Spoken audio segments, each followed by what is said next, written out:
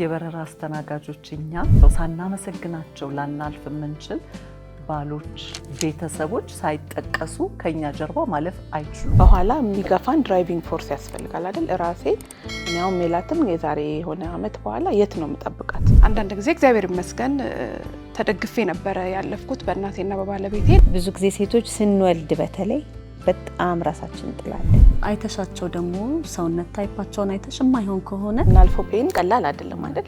ከእርግዝና ጀምሮ ያ ማለት ፈጣሪ አምኖብን ችሎ አስችሎን የሰጠን ነገር ነው አይደለ? እሱን የተወጣች ሴት ሌላ መንገድ ይከብዳታል ብዬ አላስብም። እኛም እኮ ገና ተማሪዎች ነን አይደለ? ብዙ እንማርነን። በዚህ ሙያ የግል ስራ መስራት ሴት ልጅ ሆነሽ የሚከብድ ይመስላል። በምንም ብትወስዱት እኛ ብቻችንን መቆም አንችልም ነበረ።